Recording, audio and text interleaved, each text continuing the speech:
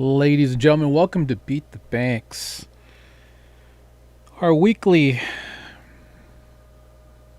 podcast on self custody and everything related to that. I'm your host, Chris, the DeFi Professor. Just want to say thank you. Opened up the arena. It's been a minute. The arena on Avalanche, arena.social.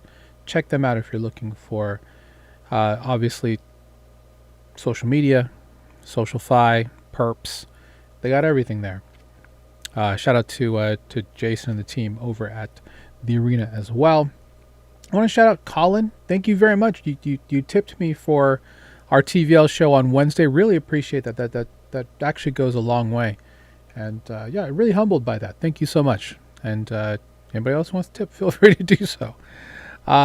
So this is our weekly podcast specifically about concepts about getting into digital assets, anything with self-custody, being your own bank. Mainly because banks are out here to take your money and give you very little in return, right? So we'll talk about a couple of things related to that today. One thing I did want to talk about specifically is a lot of the FUD that I'm seeing on my timeline. So we'll start with that. And that is going to come to this specific tweet. The energy that I'm seeing for people just dunking on Trezor, dunking on self-custody.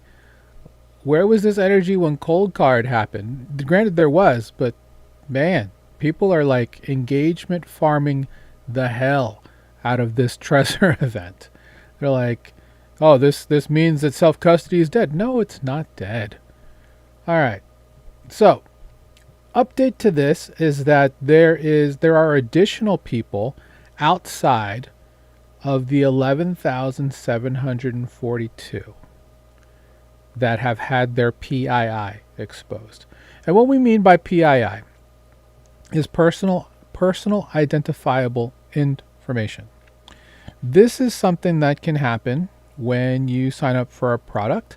And granted, how this happened was not at Trezor itself, but from a third-party logistics company that they partner with that had a breach. This is something we talked about. We've talked about this multiple times, right? I mentioned, especially once Mythos class, LLMs and AI models came out, which is like 2 months ago and newer. April was terrible, right? That was 4 months ago now, which is crazy to think about. So in the last 4 months, we've seen an uptick across multiple industries of companies getting hacked.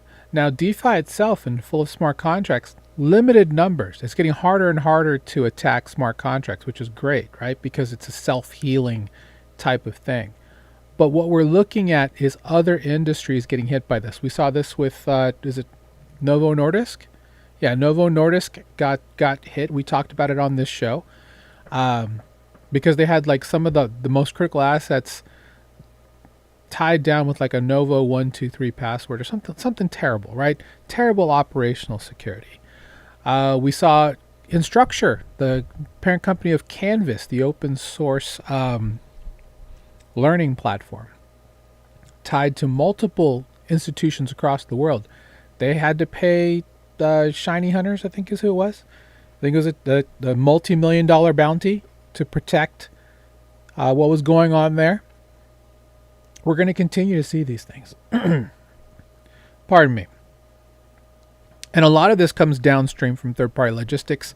Now, Trezor does have a strict 90-day data storage policy, meaning they're going to flush anything within the last 90 days. Now, clearly that is not completely true if their fulfillment partners also, follow the same policy.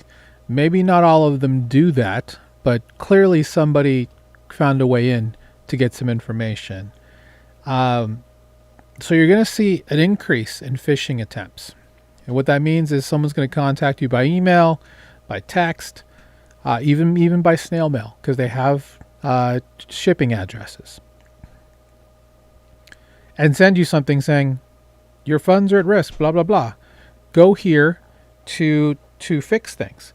Uh, that is something that could possibly happen. I would definitely say that you should do your homework and respond to the things that you think are truly legitimate. In most cases, most of these are not. Um, in my opinion, this is no different than what happened at Coinbase, AT&T, multiple other data breaches. Now, what you didn't get here is anything like personally identifiable information like uh, credit card numbers, social security numbers, things that would be dire if that were to get out. But this does open up, and I talked about this on our last community call just earlier today. This opens you up to what's called the $5 wrench attack. Now, you may have heard that, and due to inflation, it's probably called a $20 wrench attack at this point. For those who don't understand what that means that someone can just come up to you if you happen to carry any of your information on your person, like if I know people who carry their hardware wallets with them everywhere, with a belt of some type, they can attack you with a $5 wrench physically, and then force you to give up information that you don't want. It's a real thing. I'll be honest, it's a reason why I don't travel to certain parts of the world for crypto conferences. Because, frankly, if people know that you own a device like this, they're going to assume that you have crypto or digital assets or other types of synthetic digital assets that have money. That's not always going to be the case, right? A lot of people are just here because they're trying to see if this could be a valid way to get better risk-adjusted return, or they watch our content and want to be their own bank and want to self-custody their digital assets.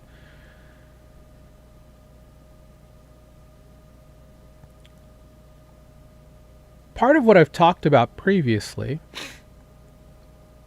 was to disassociate yourself from wearing products that could show that you actually have something. So like for people like, I went to Denver and I 2 years ago, I was in Denver and I saw a gentleman wearing a CryptoPunks hoodie. His CryptoPunks hoodie. Very, very bold move, right? Because if people actually see that and what I meant by his CryptoPunk, his actual CryptoPunk was on the back and the front or something like that. But if people know that you have a high value NFT, you have to be careful. You have to be careful. I mean, people have obviously been attacked. In some cases, some people have been killed, specifically for their involvement in this space. You just have to be careful. So just make sure that you disassociate yourself, and obviously, non-financial advice. You do you, but just be careful. The information that's been exposed here is no different than if you go to sign up for a credit card, if you sign up for a sweepstakes. Like if you go to a conference or you go to the sale for spas and hot tubs and they're giving away a Cybertruck. People sign up for that stuff all the time. Half the time it goes, if you ever go see them, they're in actual clear bags or clear boxes. You can just go and people just go and take pictures. People leave bills in their cars. You ever see that? I see it all the time. And just like you see people and they just have their mail just sitting there in the front seat. Or they have something sitting on the floorboard or something. You can just go by and take a picture of that. Guys, stuff like that is leaked all the time. I can tell you I worked for a data broker for quite some time. They have everything. Your voting records are being sold whenever you open a checking account, a utility, change of address. That's all sold. Did you guys know that? There's also firms who work on the Web3 side that also help to try and merge some of the Web3 address data that's publicly out there with some of these things. Believe me, guys. You guys are definitely being marketed as products with your PII. So it's a lot of FUD, right? And we're getting some people that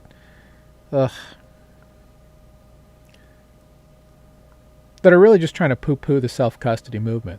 And granted, some of these people have a lot of money, right? They're like, why would I ever trust money to a self-custody wallet when I can just go buy a Bitcoin ETF, or I could just go put it in a bank?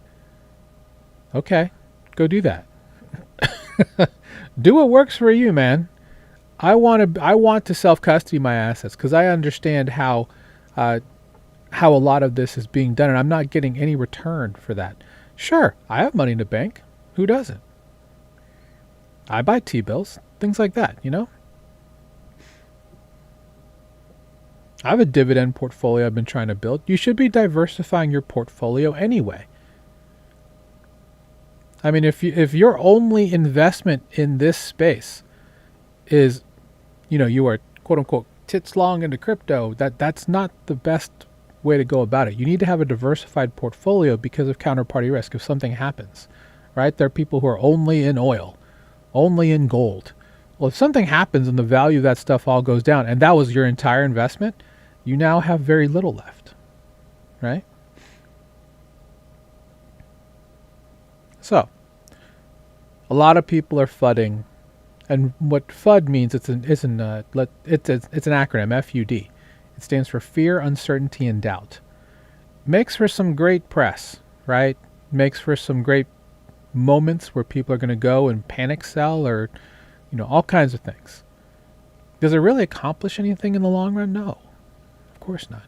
Self-custody is not going anywhere. In fact, on my community call, I talked about paper wallets and BIP39 calculators. Happy to put that up here right now. So in the event that you want to create your own seed phrase, which you can, go check out Ian Coleman, BIP39. This is a website where you can go and generate a seed phrase. A mnemonic code is what it's called. What's interesting about that, I want to say I've talked about this on this. I mean, we've been doing this show for damn near 6 years now. Well, 5 years, really. There's 10 languages that you can put into a seed phrase. Did you know that? There's 10 languages. It's unfortunate that you can't mix them. I mean, it's not that it's unfortunate. I wish you could, but then not all of us have Hangul or, kanji or Chinese characters, whether it's you're speaking Mandarin or the other version of Chinese. But there's 10 languages. I would love to meet someone who actually has a seed phrase in Japanese or Mandarin. That'd be kind of interesting to see what that looks like. Now, BIP39 just means there's a dictionary, and most of the cryptography, I believe, is in the last word of what you get. So if you get a fifth, I mean, I would generate a 24 word, honestly. And then you have a seed phrase that's never been, that hopefully has never been, it should check, I believe. And you even have things like derivation paths that you can work into, which is out of the scope of this. But the great part about this is that you can actually download this offline and create your own seed phrase. And that's probably the biggest part of what I wanted to talk about today, is that people are talking about rolling dice and all this stuff. Yeah, if you want to do that, you can. You don't have to. But you can create your own seed phrase. Now, from a paper wallet standpoint, you can create what's called a watch-only wallet once you write it down, and you because ultimately what you're doing is you're creating a seed phrase that multiple addresses, sets of addresses, can be created with. One seed phrase can power thousands of different wallet addresses across multiple different ecosystems. There's just software that takes care of that for you with the seed phrase that you have. Now, if you just want to create a watch-only wallet, there's resources out there for you, with your quote-unquote paper wallet. One thing that I need to stress on this is that, and shout out to NO for this post, for example. Guys, if you guys don't realize this, and maybe there are some of you that don't realize this, your funds are not on the device. Okay? There is nothing stored on these devices at all, other than the seed phrase and maybe some custom token stuff here and there. They're not stored on the device. When people are like, oh, that thing's made out of plastic, it's cheap as shit. So what? The whole point is the idea of making an approval process where you send funds from one address to another. All of this is in front of it to prevent it from happening. Okay? Which is something that you can absolutely do. Someone putting an iPhone or a MacBook at the top, which, fine, if you want to do that, you can. But then you still actually have to fund the wallet and send the stuff there. All of the stuff just lives, all of your funds just live as ones and zeros on the blockchain, everybody. They're not in the device. So remember that. What I would probably recommend is once you create your hardware, your seed phrase, you can then take, I don't know, if you have an existing Trezor or a Ledger, whatever wallet you have, Tangem, Arcturus, Keystone, whatever you have. Reset it. Again, if this is what you want to do with it. Reset it, recover, and then use that phrase. The reason why I recommend that route, which is obviously not ideal in some cases, or what people may not want, but the quote-unquote minimum you can do there. And the reason why is because once you put that seed phrase in, you can then have the hardware do it. What I did want to also recommend is to do all of this without internet access, because you can create this. If you have a Trezor or whatever, they have firmware you download directly from the manufacturer that you can do and create all of this in what's called a quote-unquote air gap situation. So as long as you're not connected to the internet doing all this, you're fine. And then you can create multiple addresses, and then all you have to do is fund them from whatever sources. And that's basically the long and the short of it. Now, the idea that this is what we call a single signature wallet, a single sig wallet. People are talking about multi-sig wallets. That's fine.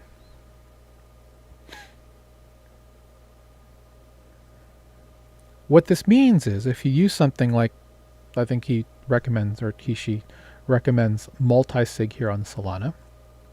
There are multiple wallets that can plug into that. Safe has one as well. There are multiple other wallets that are out there that have a multi-sig function. Basically what that means is you will have multiple signatures on every single transaction, meaning 3 signatures have to. So let's say that you do, I would recommend at least I would recommend a 3-person, right? So the most common 2 of 3, right? So at that point, any 2 of the signers have to sign on every single transaction. So keep that in mind. What this also means is you're going to get 3 separate seed phrases, and you have to maintain them, the privacy and all of that there. So you can certainly set it up so you're the only person and 2 of the 3, or all 3, and you just always make sure that you keep that in check. It's a lot of work, honestly. Are most people going to do this? No. Let's be very honest. The everyday person that you meet on the side of the road, or you meet while you're out walking and about, they're not going to do that to protect their funds. They'll just I'll just go to the bank. And that's fine.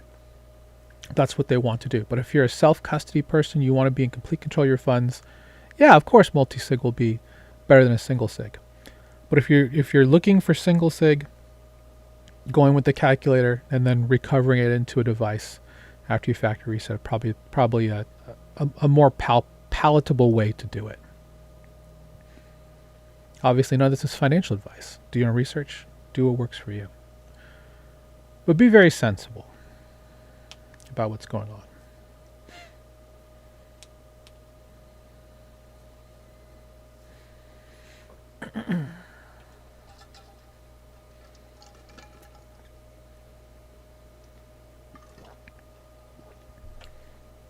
But there is a lot of FUD on the timeline, a lot of engagement farming specifically over this announcement. I mean, they're not leaking anything outside of just that part with the $5 wrench attack, which is what a lot of people are really worried about. Frankly, if you live in the United States and you go to vote, and I've always lived in a state where you have to have ID, there are literally 3 or 4 people there at the precinct where you go to vote that have these what are called voter rules, right? They're just literally stacks of paper, and they just thumb through to find who you are, check to make sure with your ID that's who you are. And on that piece of paper, not only does it have your name and your address and I believe your phone number, it also has your party affiliation. So frankly, it's just there. People can come in with guns, and I'm not going to say they're going to kill anybody, but they can just go and take that information if they really wanted today. But regardless, our information is sold all the time. I know this because I've worked for a data broker that specializes specifically in that, and they sell it to everybody. Google, all the search engine providers buy this stuff. The information's out there, guys. So none of this should be shocking to anybody. Obviously, stay safe. That's all you can really do while you're out there. Anyway, I just wanted to address that because the amount of people who are now dunking on self-custody, who are supposed to be champions of this space, is kind of crazy. And seeing stuff like that, I'm just like, hey, I thought you were on our side. Clearly they're on their own side, which frankly in self-custody that makes sense because you can do whatever it takes to keep your money safe. And I get it.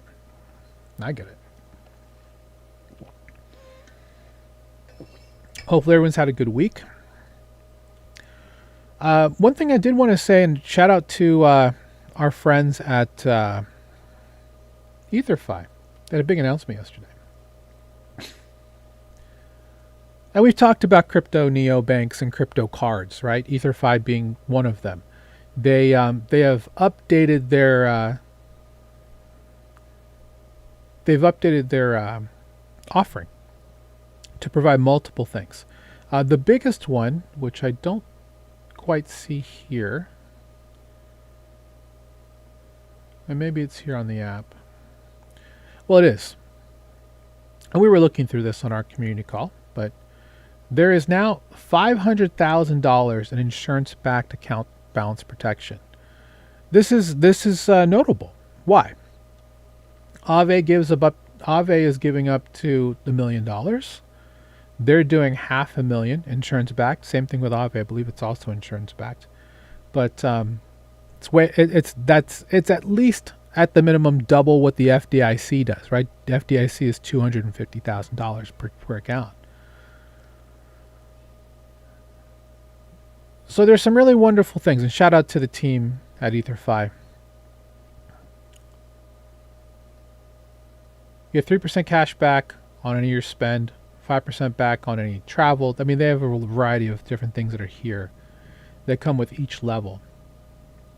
But what you also get by having an EtherFi account is access to markets where you can actually create collateral and borrow on that collateral.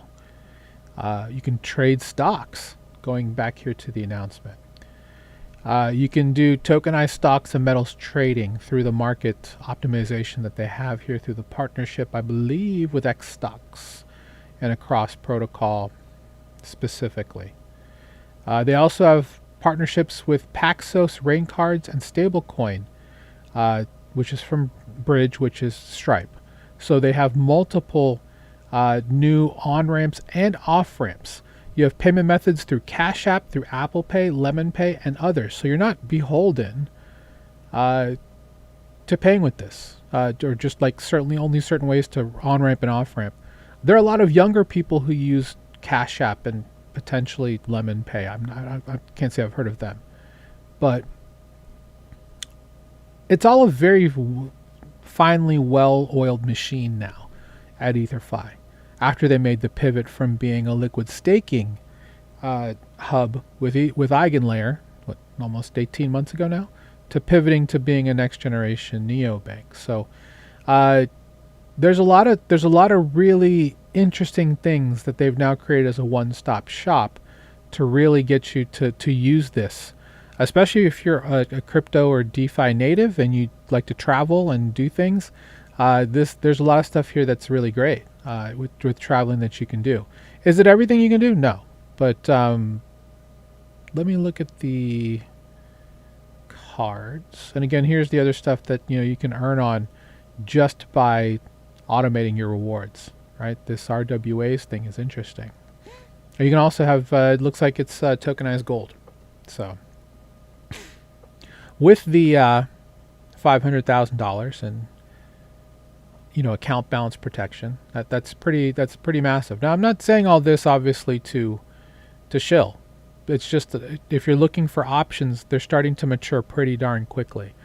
Neobank is something that is being talked about quite a bit.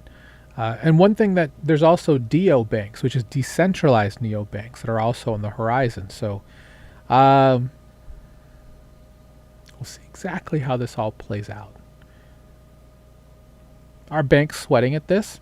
They should be. This is the one thing that that especially smaller banks, this is the stuff that they're worried about. And now that they have $500,000 in account balance protection, that is now going to make them sweat even more. Now, clarity isn't passed. Not sure if it's going to, if I'm being honest. CFTC and SEC are still moving forward with Project Crypto regardless. So there might be some big names and institutions that won't come down here. That's fine. We don't want DeFi to become what the banks feel their DeFi should be. It should be decentralized finance and finance for everybody. But if you're self-custodying and you're looking for a spot to put some money into, to hold some of that while you're also so your money works for you while you're doing self-custody, you can put some of it here in Ether.fi. Shout out to them, by the way. Great stuff. Another project, probably Symphony, right? They did a very interesting pivot recently from perps and AI to frequent flyer stuff, right? They're trying to fill a gap that's there. Same thing with Ether.fi. That's why they flipped over. So there are things you can do that are on chain, that are building, that have funding, that are moving along, and something to consider for what you're doing with regards to what's out there.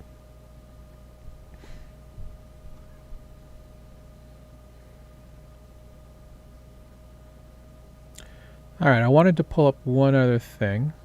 Let me find that specific tweet. Actually, I'll probably go into... what should we go into?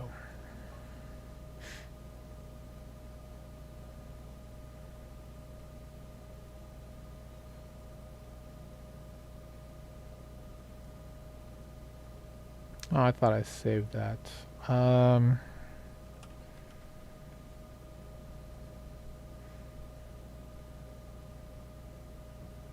Give me 1 second, guys. Thanks again for being here today. Hopefully you found some value so far in staying safe and just making sure that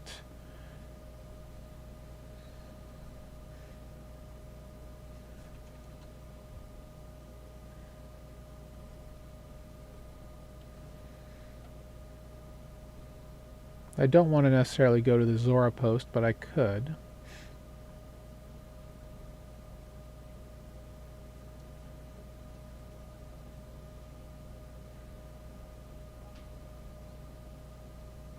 Yeah, we're going to have to go to the Zora post because I can't seem to find exactly where that is. Now, I keep hearing that Zora is coming back. Whether or not that actually happens, I'm not sure. But let's check this out. Just kind of revisiting, right? And this is, again, 10 ways to stay safe in 2026. Let's open the image in a new tab so we can zoom in a bit. And I put this out earlier in the year, like I think January or February.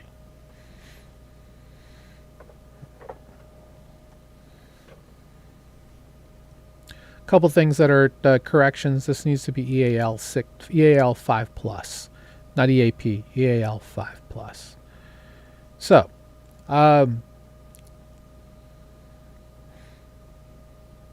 cold storage first, self-custody, right? Obviously, with everything that's happened recently, this has put a lot of people into doubt. You should still. One thing I have to say about what happened here, yes, it sucks. It doesn't affect the actual product. The actual product is fine. Trezor makes a great cold storage wallet. They have true RNG, I think 3 different types, specifically in the Safe 7. Does that necessarily mean that it's the one you should get? Honestly, it's fine if you want to do that. In fact, let's go check out their Safe 7 here. It's $249 if you want to get it. They do have some other ones. The 3, the 5, and the 7. The 7, if you want quantum ready, is probably the one you're going to want to get. It is open source. Their stuff is open source. It's more than the AL5 Plus. Now I think it's the AL6. And again, people keep talking about this part. Guys, you can recover any seed phrase into any wallet. By the way, if you had a ledger and you had a 12 or 24 word seed phrase, you're like, oh, what can I do? You can take that seed phrase and put into a Trezor. You can put into a MetaMask wallet if you wanted to. It doesn't matter. Again, these are all meant to provide ways to muck up that approval process, so someone just can't say send this. There has to be steps into the approval to send that call, to provide the authentication. And that's what all of this in here before that approval goes out is all about. Any way that we can provide multiple factors to prevent that from continuing is definitely what you want, right?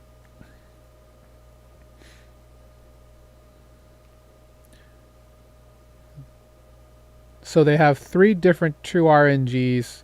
It's okay, so it's 6 plus secure element.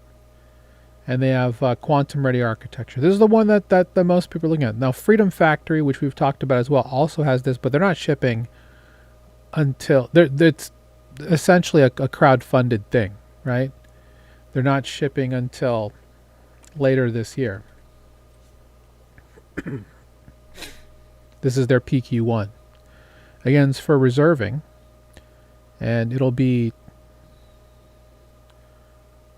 available later on this year. So yeah, is it possible that it doesn't ship? Yeah, actually, because they're just reserving things right now. It's not out yet. Whereas you can buy a 7 today, and at least have that peace of mind, right? Again, I'm not shilling for Trezor. They've never paid me. This is again looking at what's out there and what's available. If you want to future-proof it to a degree, Safe 7 is probably the best thing you can buy right now. Nothing against Ledger, but they have nothing that can say that they're ready for quantum, which is something that's going to be big, right? We'll see exactly how Q-Day plays out. Are you going to get brand new Bitcoin that gets issued to you, or whatever asset, ETH? At some point, you're going to have something that's a new representation of that money that's quantum resistant and quantum safe.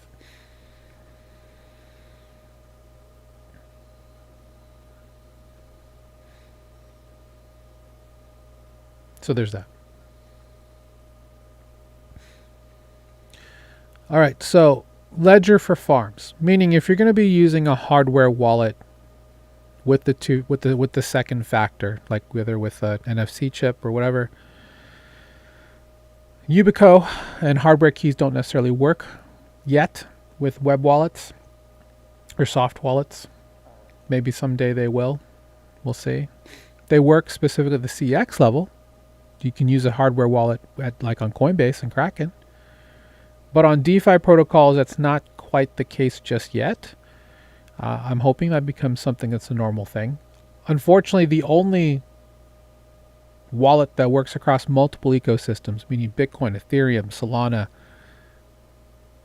everything that's out there, Near, Algorand, is Ledger. Trezor it only works on EVM anyway. For DeFi based things, and that's kind of the way that it is until they have support for Solana tokens. but Solana wallets like Phantom, Solflare, Backpack don't have support for Ledger. I mean, they don't have support for anything but Ledger. So until that changes across multiple ecosystems, pardon me,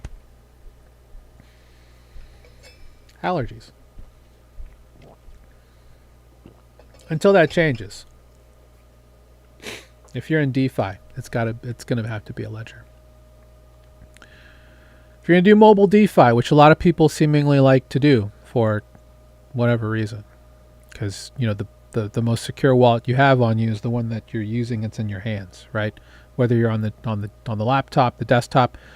We've never been big fans of doing DeFi on mobile, just because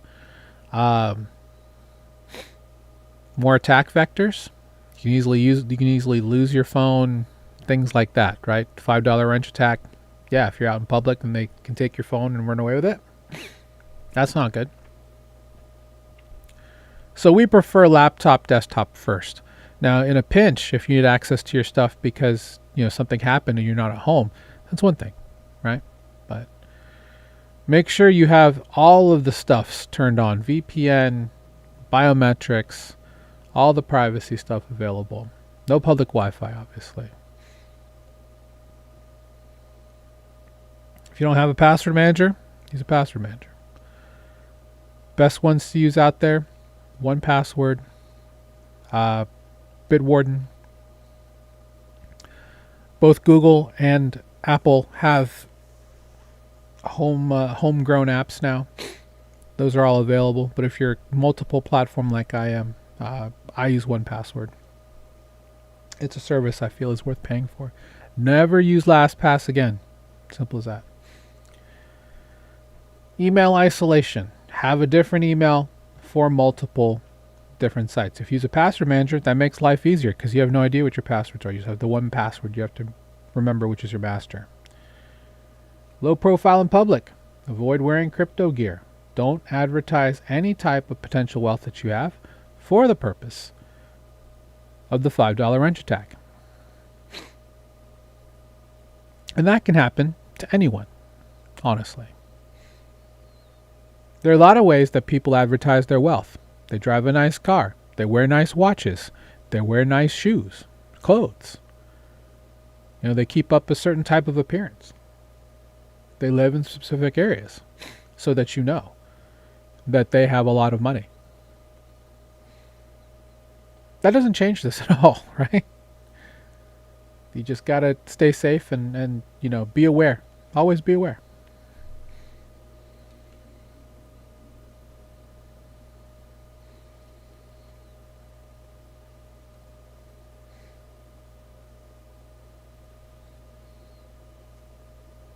And of course, the one time I forget to put on Facebook and stuff that we're live, it doesn't matter.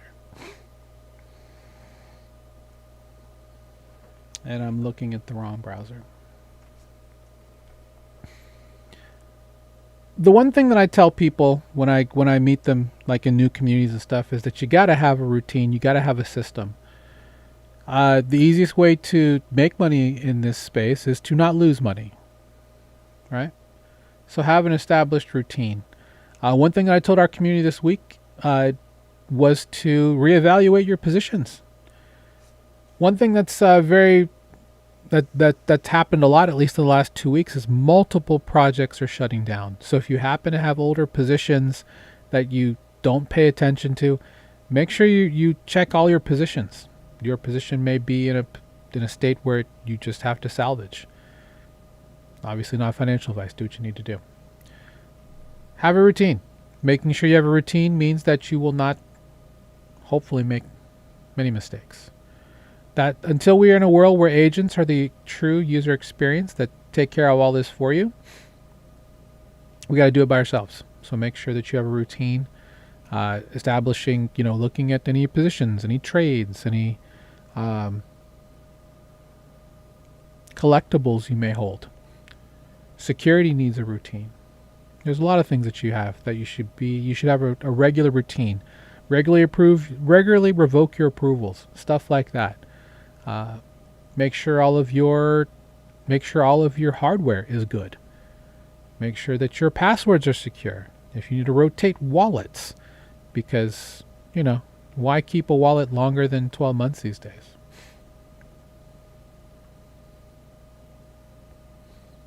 Browser profiles. That's huge. I get targeted pretty regularly. People want to know more about my content. People want to be on the podcast. People want me to be on their podcast. People work with projects that want to work with me. I get targeted pretty often by bad actors. Shout out to, SEAL 911 and Taylor Monahan. I think I'm still on the pin post. But regardless, there's a lot of bad actors that have planted the seeds for years, and they're just now starting to come around. So use separate browsers, profiles for investing. Use separate browsers, period. So don't use the same browser for investing that you do for paying your bills, watching Netflix, whatever you're doing. Keep them all separate, because that helps you out in the case where you may get infiltrated, infected, click on a bad link, and it affects everything else around you. You definitely don't want to be in that situation. So be very careful. Don't click on sponsored links. Why? Because sponsored links, if you go to Google and you see the sponsored links, those are paid for, guys. And does Google care what's on that content? Most times, no. Yeah, they'll vet things every now and then, but it could take them a while. I mean, we've seen how in the Apple App Store, there's a fake Ledger app for more than almost a year.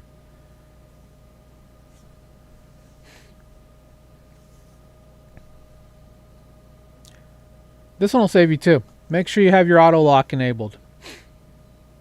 That way, if you come into a bad situation, they can't check to see if you have any open wallets. Just turned on, I would say, for me personally, 10 minutes is probably reasonable, I think, for most people. Just means that after 10 minutes, you just have to re-engage and re-authenticate, which, frankly, if you're being security conscious, is something you want to do anyway. I know people who have, in Brave, they have every transaction monitored. So they're actually watching what happens whenever something happens.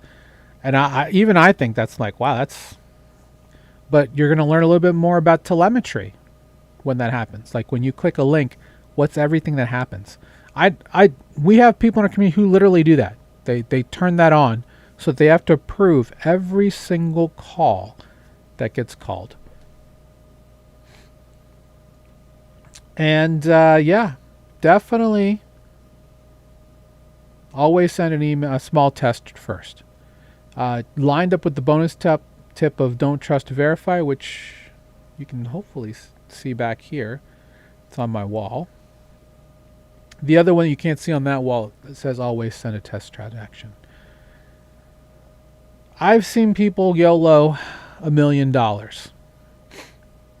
the wrong address on a CEX bridge.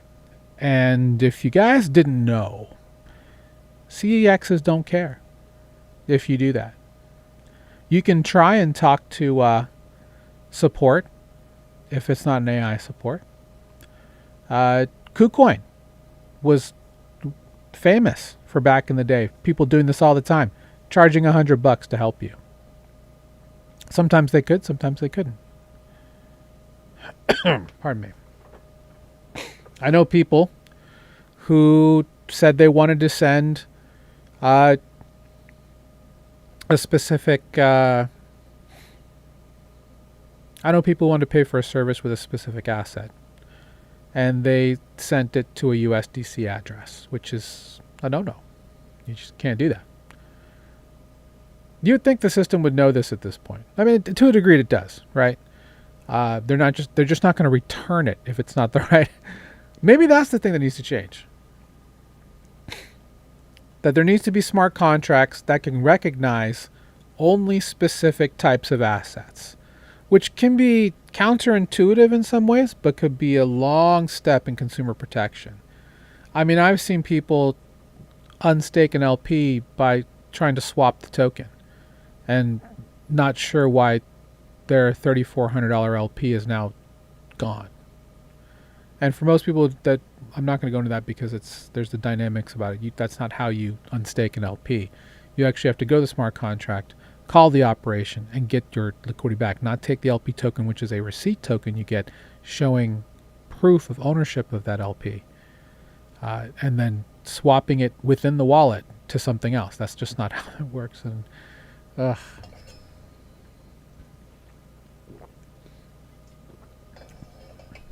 That's why we're early, right?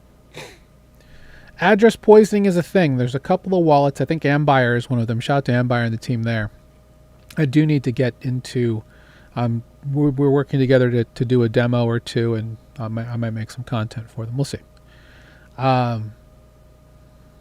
Address poisoning is a huge thing right now. So obviously, sending a test transaction, making sure you got every piece of the address correct, is big. Don't be in a rush. Avoid FOMO, fear of missing out, right? As long as you follow these 10, you should stay pretty safe in 2026 and beyond. Now, this is the year of integration, right? We're seeing all of the big institutions make their way down here into DeFi. And to be very clear what DeFi is the subsection of this world that involves blockchain ecosystems. It's not miners or, it's not these Ponzi schemes where you try and be one of the first 100 to get in, and every time you get into something, you get money back. That's not DeFi. That's degen crap, guys. Rings, nodes, all that stuff.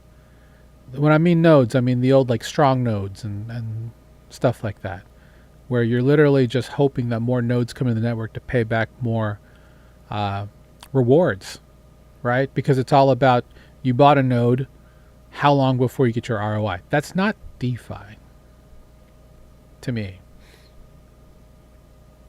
DeFi to me involves smart contract. I mean, it technically is, but when people think that's all that DeFi is, they're overlooking the real application of DeFi, which are like concentrated liquidity vaults, perps, even prediction markets, just any type of liquidity play that gives you real risk-adjusted return. Not hoping on things like that, and your referral code was really the true unlock of how you make money quickly.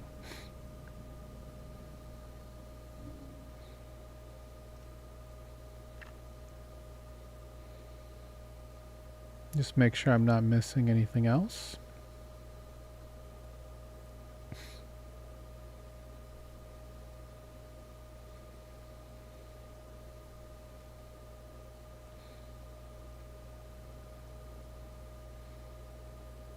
But yeah, being your own bank is going to be an interesting time moving forward. But the basics of it, with self-custody and being able to control where your money goes, is the true leading thing, right? I love the fact that EtherFi has multiple off-ramps now, because having one through a CEX kind of sucks in a lot of ways. With that said, and I don't have my wallet here, I just had a conversation with somebody about this the other night. I love the fact that if I just need to spend some money, I can send money back to my Coinbase account and just use my Coinbase Visa debit card, which is accepted at millions of places worldwide with no issues. Now, one thing to note. Some of these cards are not always accepted because they're treated as top-up cards. And there are people who don't, there are services that don't recognize those for whatever reason. Just keep that in mind when you're looking at some of this type of stuff. But there are some decent credit cards that are out there that pay you back, right? Because even on stuff like this, Jupiter has a credit card. There's a couple other credit cards that are out there. You can make Coinbase has a credit card, of course. Gemini, and you can earn it back in whatever asset you choose.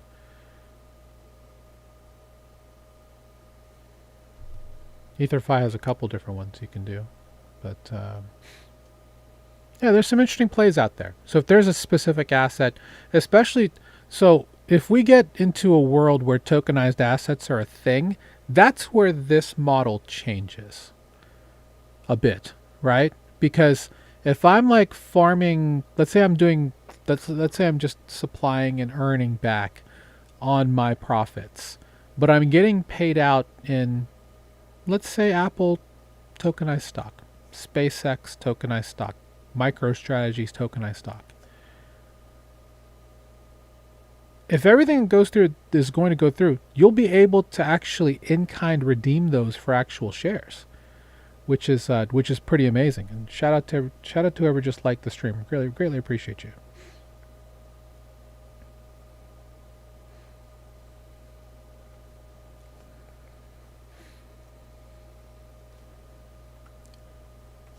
I think that's probably going to be the biggest unlock, right? Once everything that can be tokenized is true and actually in-kind redeemed, that means so this is not just a US thing, guys. This means anyone in the world can do this because DeFi is not owned by any one country. And that's the biggest unlock of all. That's why there are so many people from other nations who are in DeFi, because they see the true value of anti-fragile, censorship-resistant coins, specifically stable coins. In my opinion, stable coins will always be the killer app of crypto. Or digital assets. I don't really call it crypto anymore because, frankly, there's only a handful of coins that actually fit that what crypto is supposed to be, which is proof of work consensus, right? And so that's Bitcoin and a couple others. Everything else is proof of stake. To me, that's not really crypto anymore, which is fine. Doesn't have to be. ETH is great. ETH will be the infrastructure of the new financial frontier. Ask Swift. Swift has 11,500 member banks about to go live with access to blockchains in the next 30 days, I think. They're about ready.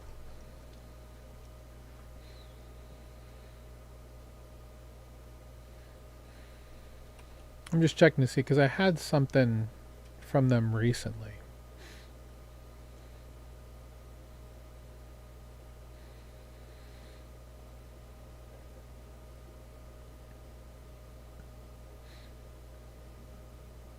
It must have been on a different account, but they're getting ready. And the real reason why this is important is because they're on a mission to make international transactions instant. So, and there are tens of thousands of banks that are a part of SWIFT.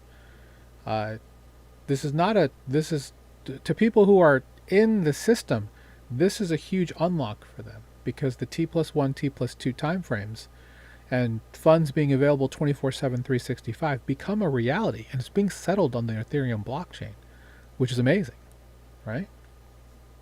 So for people who still think that crypto isn't real, guys, you're looking at the wrong crypto. That maybe that was the mask that you were going after all along, the gambling type, whereas the true financial system of DeFi, decentralized finance, is really what's going to power the world moving forward.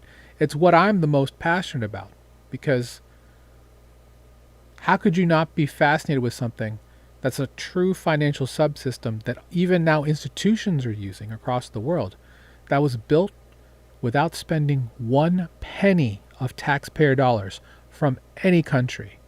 And frankly, that's the reason why they're most scared of it, because nobody owns DeFi. No country owns DeFi, which is why you're seeing countries have their own blockchains, their own version of it. You can be out here on the true frontier, where you are your own bank, you're your own sovereign entity, controlling your assets and your money. For some people, that's a big responsibility, and I get that. And that's fine. Banking is never going to die, guys. Never. because it's the flow of goods and services through currency. Banks as we know it today most likely will, because all of them are clinging on to really old legacy bullshit. And things like the Clarity Act scare them, because guess what? Swift's already here, guys. It's all going to happen whether you believe in it or not. This is your chance to get literate, to get educated, and to be safe and secure in the new frontier that's coming. That's something you want to do? Keep following my content. That's all I got for you guys today. Hopefully you got some value out of it today. Please like, share, comment, anything that you have some feedback on. Happy to take that. And improve the show. Greatly appreciate you. Again, my name is Chris. I'm the DeFi professor. And I'll show myself for a minute. If you work for a company that needs someone who is a subject matter expert in this space to help translate, be a translator for this new language that all of these groups are speaking, feel free to reach out. I'm available for that type of work, always. Because my goal with all of my content and everything I do is to make DeFi accessible and awareness to the public to be the highest priority. Because people are just going to sit here and eat what they read about crypto and all of this all day long. But the truth is actually already out here, because blockchains are immutable thanks to smart contracts. It's transparent thanks to smart contracts, and there are private blockchains, private smart contracts, but they have niche uses. But overall, this is technology that's accessible to everyone. And we should work together to make sure everybody knows about this, because this is your money. You want banks to keep profiting off of you for the rest of your life? Go ahead. Not me. If I know I can custody my own funds and be in a situation where the banks don't make 6% and I do, that's the option I'm taking. Here's to the new frontier, guys. Have a great weekend. Stay safe out there. Don't get wrench attacked, please. And don't give up on self-custody, because it is the future. 07. Keep beating those banks.